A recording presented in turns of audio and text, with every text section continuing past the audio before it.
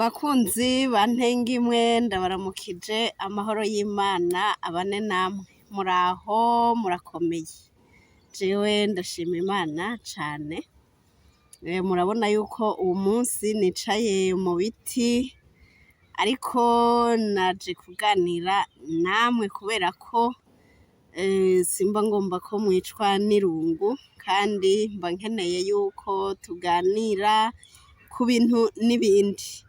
Abatanzi rero nitwa Hicintuka Silivane nkaba nkunda gukora ibiganiro kuri iyi shene ya Ntengimwe. Uyu munsi rero nje kuganira namwe ariko sindi jenyene nubwo ari jewe muriko murabona ngaha kuri kamera, hariho uwundi turi kumwe niwe aja no gukora introduction ku kiganiro tugiye gukora. Tugiye kuvuga ku nkuru y'umuntu yitwa Yuda ariwe mu gifaransa twita Juda. Rero ndamuhaye ikaze kuri Ntengimwe abanze abaramutse hanyuma aca atubwira n'uwo Juda tugiye kuvuga uwo ariwe. Murakoze cyane bakunzi ba shene ya Ntengimwe. Jewe nitwa Pascal. Rero nk'uko abibabwiye yuko tugira tuvuge ku muntu yitwa Yuda wo muri Bibiliya. Yuda rero tugira tuvuge si wa wundi yihakana Yesu, siwe yagurishije Yesu. Nk'uko mubizi abasoma Bibiliya murazi yuko Iburahimu ari we sekuruza w'Abanyisirayeli. Iburahimu rero murabizi ko ari we yavyaye Izahaki, Isaka mu Kirundi, hanyuma Isaka niwe yavyaye Yakobo. Yakobo rero kuri Yakobo niho havutse abana 12 aribo babaye abakuru b'imiryango 12 ya Isirayeli. Rero ngusaba uvuge cane uduze akajwi gatoya. Yego rero ntuze uyo Yakobo niwe yavyaye Yuda. Yuda akaba ari umwana wa kane muri abo 12. Rero Yakobo yamuvyaranye n'uwitwa Leya. Rero nkuko ndabibabwiye Yuda n'umwe muri iyo miryango 12. Niwe agiye kubabwira murahawe kaze. Okay, urakoze cane kutubwira Yuda tugiye kuvuga ko uwo ari we. Ahanini inkuru ngiye kubabwira ni inkuru ya Yuda n'umukazana wiwe. Yuda yavyaye abahungu 3. Abo bahungu biwe wewe urabazi? Yuda abo yavyaye ndabazi, hariho uwitwa n'uwitwa Onani n'uwitwa Shela. Okay. Je rero mpagarara cane kuri Yuda n'umukazana wiwe ariwe yari yarongowe n'umuhungu wiwe w'imfura yitwa ntuzenye Yuda yari yakwereye umuhungu wiwe umukobwa yitwa Tamar. Hanyuma akora ngo yari umuntu ari méchant, umuntu w'inkozi y'ikibi.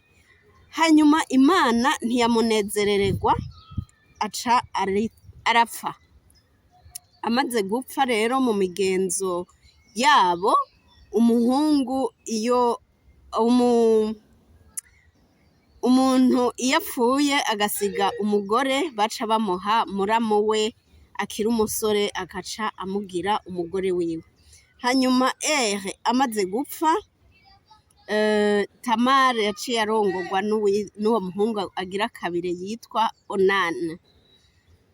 Mugabo nawe nyene akora ibizira imbere y'Uhoraho, nawe nyene aba arapfuye, aba aritavye Imana. Hanyuma Juda arabiraba aravuga ati uwo mukazana sindi bumuhe umuhungu wanje agira 3.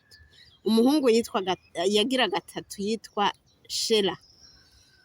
Hanyuma aca ahenda umukazana wiwe ati urumva uyu muhungu wanje aracari muto, sindi bumuguhe, banza ugende usubire iwanyu niyakura nzoheza ndaguhamagare ndamuguhe abe umugabo wawe. Hanyuma Tamare arumvira sebukwe aca aragenda aja iwabo asubira kwa se.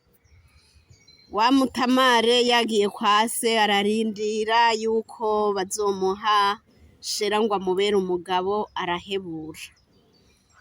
Mu migenzo yabo rero urumva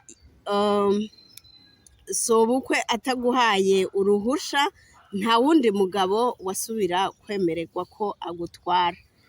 Rero yarindiriye arabura, arumva yuko Shera n'ugukura yakuze mugabo ntibamumuha ngo amubere umugabo. Igihe kimwe aca yumva rero sebukwe yaje muri iyo ntara y'iwabo, abantu barabimubwira bati sobukwe yaje ari ngaha muri iyi ntara, ngo yari yagiye kumwesha novyita kumosha, kubera mu gifaransa bavuga ngo tondere les moutons. Intama barazikurako ubwoya, rero hariho abantu babijejwe bakabikora. Rero Juda yari yagiye gukuzako ubwoya ku ntama ziwe mu ntara Tamare avukamo. Hanyuma Tamare iyo nkuru arayumva, n'agashavu n'akantu aca yiyambika impuzu z'abamaraya. Abamaraya ngo bambara voile ico gihe, aca arayambara aca agenda yitega sebukwe. Hanyuma sebukwe rero aca arahendahenda Tamare, urumva ko yari yambaye voile ntiyari yamenye yuko ari wa mukazana wiwe, aca aramuhendahenda kugira ngo amugire umumaraya wiwe. Tamare aravyemera, urumva ntiyari no kureka kuvyemera kuko niwo mugambi yari afise na wene. Hanyuma aca aramubwira ati ariko kugira ngo ndavyemere banza umbwire ico uzompa. Wa musebukwe Juda amwemerera ibintu vy'agaciro, mugabo aca aramubwira ati kugira ngo ibi nzobiguhe banza unyemere tujane iwanyu. Wa mukobwa aramubwira ati banza umpe ikimenyetso, mu gifaransa bita gage, ati banza umpe ikimenyetso kinyereka yuko ivyo unyemereye uzobimpa. Wa Juda aca amuhereza inkoni yiwe, aramubwira ati sigarana iyi nkoni, hanyuma ninaza kuyitora nzoza ndakuzaniye ibi nakwemereye. Wa mukobwa Tamare aca aremera atwara ya nkoni, aca aragenda iwabo, mugabo ashitse aca akura ya voile yari yambaye. Hanyuma Juda aratuma umuntu amurungikanye bimwe vy'agaciro yari yamwemereye. Ahashitse wa muntu Juda yatumye arabaza ati nta mumaraya ari ngaha. Abantu bo ngaho baramubwira bati nta maraya aba muri aka gace, muri iyi komine yacu nta maraya ahaba. Nuko wa muntu aca arasubirayo aramubwira ati burya rero wa muntu namuhebuye. Juda aca ashira agati mu ryinyo ati biramuraba ivyanje rero ndabitahanye ndabigumanye. Nuko haheze amezi 3 Tamare inda iba iragiye ahabona, urumva yaciye atwara inda ya sebukwe. Abantu babibonye baca baja kubwira Juda bati urazi n'amakuru, umukazana wawe aribungenze, yakoze ubumaraya none aribungenze. Juda aca ababwira ati genda mumukoze ico mushaka, genda mumwice.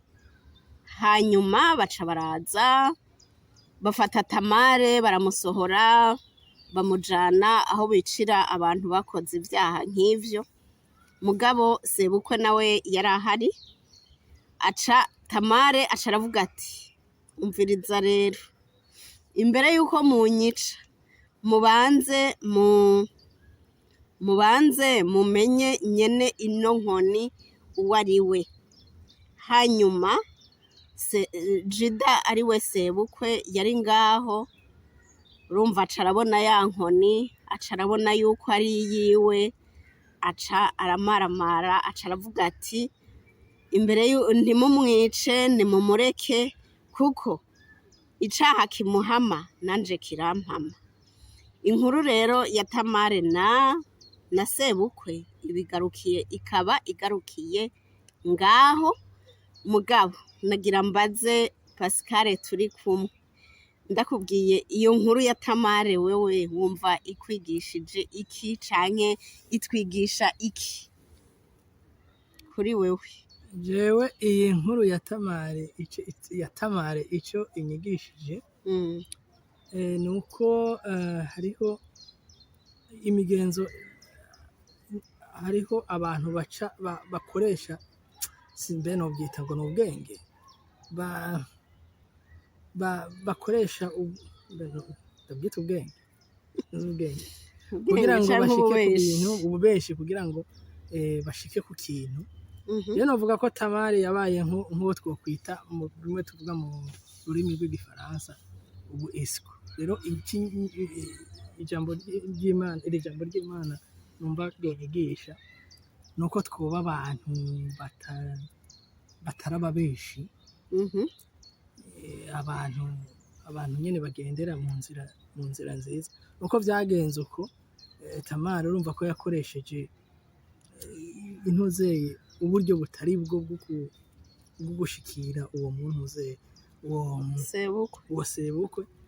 Kandi ikindi naco hari igihe dushaka gucira urubanza abandi bantu yuko bakoze ibyaha, kandi natwe dushobora kuba turi abanyabyaha. Urumva yuko yakize kubera yagize ubwenge bwo kugira ikintu asigaranye c'uwo sebukwe. Rero ngira ngo novuga ko kurenganya umuntu si vyiza no kubesha si vyiza. Ico numva ko nokuramo. Sebukwe nta kosa afise nyene. Sebukwe navuze sebukwe sebukwe simbona neza ko ikosa yagize nuko yagiye kurondera imaraya gusa ngira nivyo yobazwa. Ibindi kuba yaramwemereye umuhungu nawe ntamumuhe, ivyo ntaco bitwaye.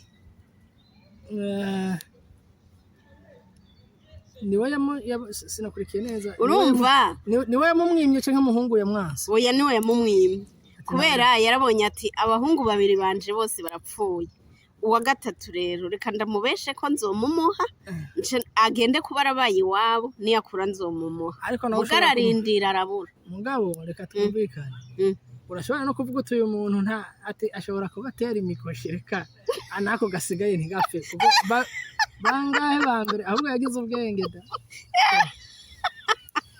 shana. N'abarundi batari bakegira bari kugira uko nyene, bari kugira nkawe na jewe ngira nari gukora gutyo. Mugabo kuri jewe numva bwari ubuhemu, none ko atari we yabica, kandi si we yabica. Mugabo ashobora kuba adatera umutwe mwiza cyane n'ubati. Oya, nta muntu atera umukoshi abaho. Kuri jewe nta muntu atera umukoshi abaho. Urumva kimwe batubwiye yuko abo bahungu ba Yuda bakoze ibitanezera Imana. Uwa mbere yari umuntu ari mesha, urumva kuba mesha, urumva no kuba inkozi y'ikibi, sivyo? None uwo mugore niwe yari yamutumye ab'inkozi y'ikibi?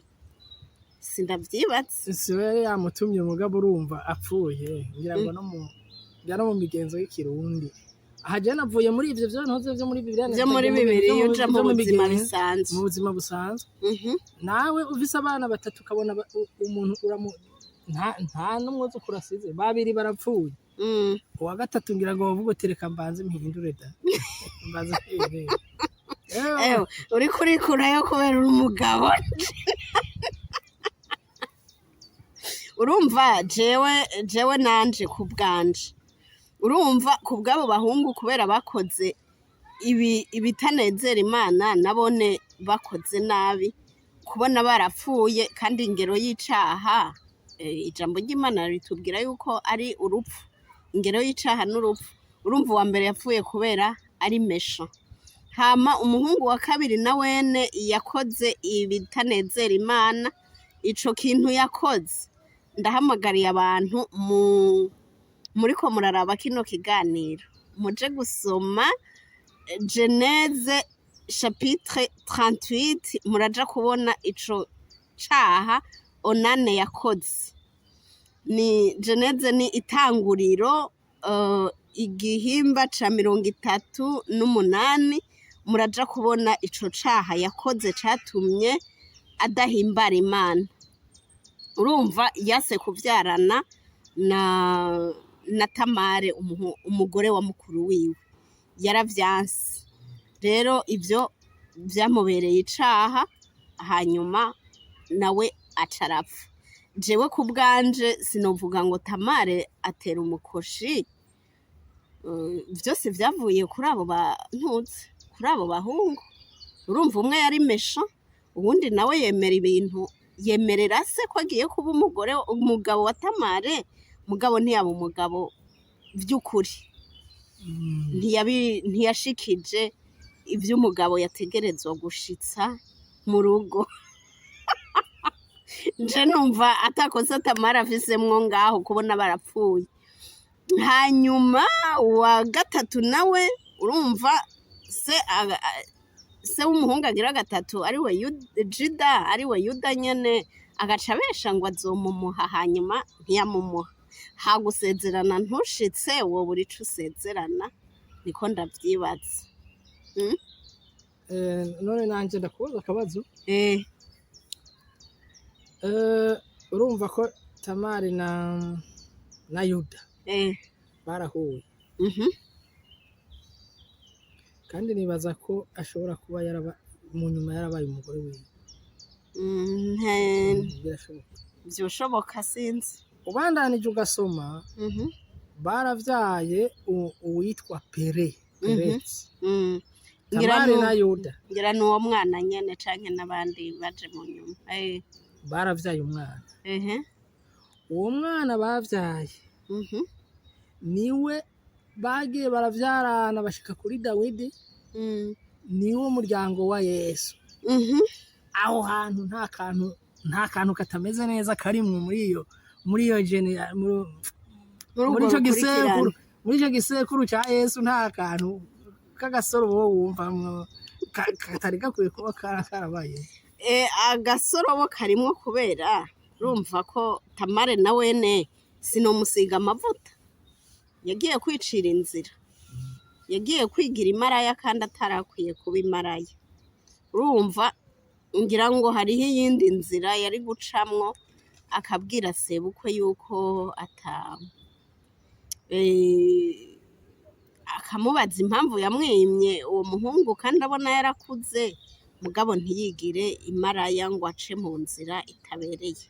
Na wene nuko ntari bwabishikeko ntiyera. Yego. Urumva bose ntawakoze iciza y'abasebukwe. Ngira ngo ahubwo nuko nyene Bibiliya itatubarira vyose. Ngira ngo nabo nyene urumva yuko abo bahungu ba Yuda bapfuye kubera ibyaha bakoze, n'abandi ntituzi impamvu Imana itabishe, kuko nabo nyene ntibera ibyo bakoze, ntivyari bibereye. Rero mpamagarire mwese mwadukurikiranye. Ariko waciye ku ruhande ikibazo nabajije. Ikibazo nabajije ntibihuye n'ivyo nyishuye. Uwo mbajije gute? Nako wajije nti Yesu kuba ari muri uwo muryango. Reka dufate ko uwo mwana yavutse kuri Tamari na Yuda. Si ibintu biboneka neza. Reka dufate umwana uwahe uwo umwana bavyaye be nawe. Yuda na Tamari hari umwana bavyaye. Yego. Kandi nico gisekuruza ca Yesu. Urumva vyari bikwiriye ko kiba igisekuruza ca Yesu. Onye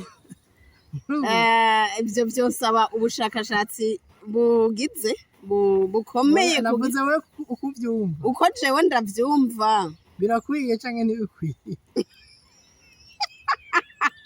byari bikwiye kweri uwo n'umutego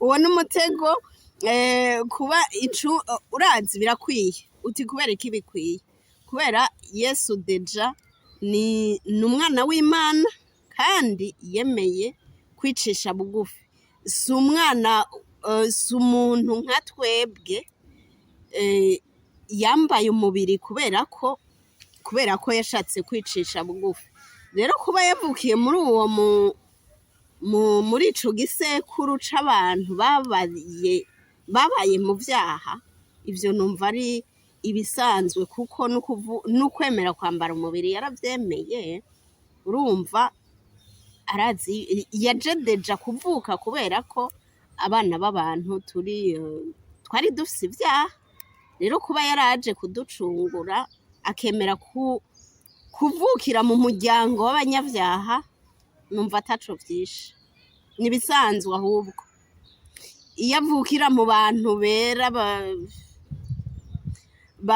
atacaha na kimwe bakoze twari kugira tuti yigize igihangange nuko ndavyumva nuko abadukurikira abaza gukurikira kino kiganiro ngira ngo muri commentaire muzotwandikira namwe ko muvyumva jewe sinyuzwe cyane namwe muzotubwira intunganire hanyuma jewe kugira ngo mvuga kanyuma ndahereza ku kibazo c'abadukurikira kitari kibazo ciwawe baze batwandikire muri commentaire ngiki kibazo ca mbere ni kibazo kimwe nubwo ari ca mbere ni kimwe muri iyi nkuru twavuze ninde yari se wa Yuda ninde yari se wa Yuda hanyuma muzotubwire n'umugore wa Yuda uwo ari we kuko ntitwamuvuze twebwe ntitwamuvuze mugabo turashaka abazosoma